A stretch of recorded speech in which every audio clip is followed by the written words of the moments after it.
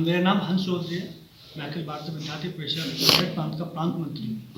बता दीजिए, आज प्रेस कॉन्फ्रेंस किस लिए करी गई है? आज हमारी प्रेस कॉन्फ्रेंस अखिल भारतीय विद्यार्थी परिषद का 66वां राष्ट्रीय अधिवेशन, जो कि 25-26 दिसंबर परम पूजनीय डॉक्टर हेडगेवार स्मृति मंदिर में आयोजित किया गया, उसके विषय में बताने के लिए की गई है।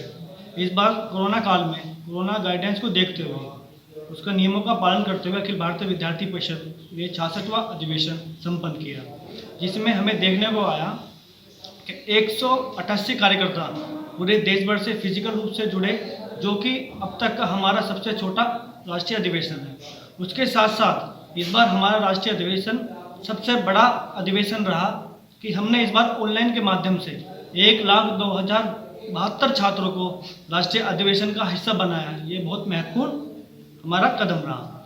जो सबसे विशिष्ट बात हमारे प्रांत अधिवेशन में थी, वो थी प्रदर्शनी।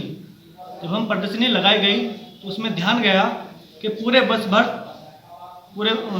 भर देश में सभी प्रांतों ने जो अपने कार्य क्षेत्र में किए, उनकी फोटो के रूप में झलकियाँ लगाई हुई थी।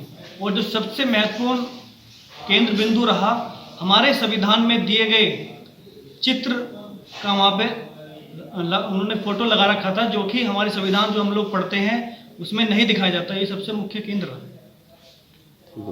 और आज मेरा नाम डॉक्टर उत्तम कुमार है। मैं अखिल भारतीय विद्यार्थी परिषद मेरठ प्रांत का प्रांत अध्यक्ष की जिम्मेवारी हम पर है, दायित्व है। और हम आज अखिल भारतीय विद्यार्थी परिषद का जो राष्ट्रीय अधिवेशन 66वां 66 राष्ट्रीय अधिवेशन जो संघ नगरी नागपुर में संपन्न हुआ है, उसके बारे में चर्चा करना चाहते हैं आप लोगों के साथ प्रेस वार्ता में।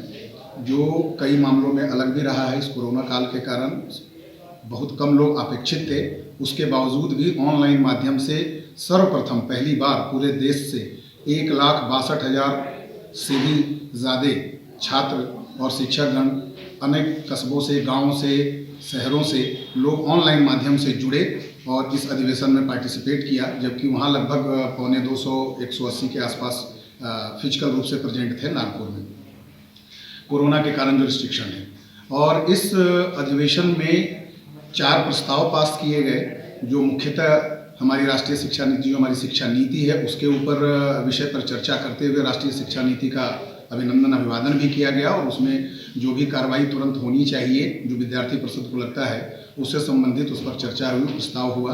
और जो हमारी इस समय वर्तमान राष्ट्र की स्थिति है, बहुत सारी चीज़ों पर जो हम इस समय भारत देश गुजर रहा है, जिसमें जो सुरक्षा की स्थिति है, आपके CAA से संबंधित जो सरकार ने कानून बनाए, कृषि से संबंधित जो कानून बनी, और इस तरह के बहुत सारे विषयों पर वहाँ प्रस्ताव पर चर्चा हुई वर्तमान स्थिति के तहत। इसके अलावा कोरोना महामारी के दौरान जो भारत सरकार ने जिस सूझबूझ के साथ इस महामारी से निपटने की जो योजना बनाई, उसका भी अभिनंदन किया गया।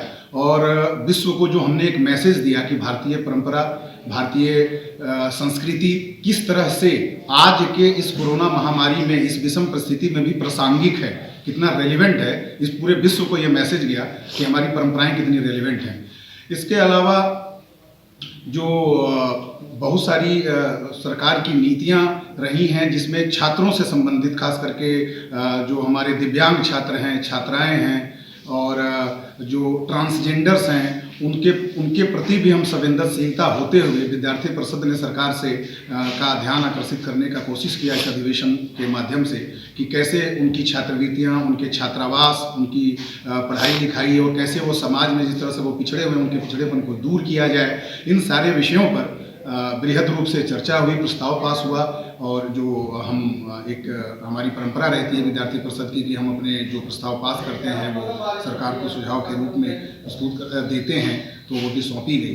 तो इन सारी बातों पर 25 और 26 दिसंबर 2020 को नागपुर में हमारे 66वें राष्ट्रीय अधिवेशन में मुख्य रूप से इस पर चर्चा हुई। ठीक है।